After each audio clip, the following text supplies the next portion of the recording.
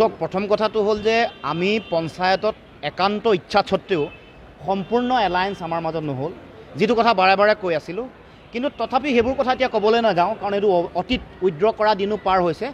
কিন্তু ২৬ৰ নিৰ্বাচনত আমি মিত্ৰতাৰে খেলিম আৰু খেলিব লাগিব, যদিহে বিজেপিক আমি পৰাভূত কৰিবৰ কাৰণে আমি ৰণকৌশল তৈয়াৰ কৰিব খোজোঁ। কালি সকলো ধৰণৰ কথা আমি আলোচনা কৰিছোঁ বিস্তৃতভাৱে।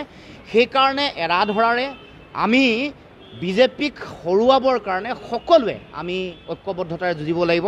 বহু ভুল থাকি গৈছে, ভুলৰ পৰা শিক্ষা ল'ব লাগিব। প্ৰত্যেকেই ভুল কৰিছে, ভুলৰ শুধৰণি কৰিব লাগিব। অতীত খুচৰি থাকিব নালাগে।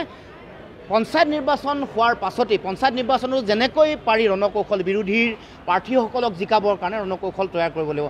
মানে মই সেইকাৰণে আজি এটাই কথা ক'ব খোজোঁ যে ২৬ৰ নিৰ্বাচনত ঐক্যবদ্ধতাৰে যুঁজিম আৰু যুঁজিব লাগিব। সেইটোতো আপোনালোকে সকলোৱে জানে। আমি যথেষ্ট চেষ্টা কৰিছিলোঁ, বহুত জেগাত হৈছে 60, 70, 80%, 85% ক'ব এয়ালৈকে হৈছে আমাৰ একান্ত চেষ্টা আমাৰ দলৰ ফালৰ পৰা। কিন্তু সেইটো বেলেগ বহু দলে কৰা নাই, বহু দলে বুলি কৈছোঁ। সেইটো কৰিব লাগিব, কৰিলেহে আমি জয়লাভ কৰিম। নাই সেইটোৱে কথা, এইটো বুজিব লাগিব।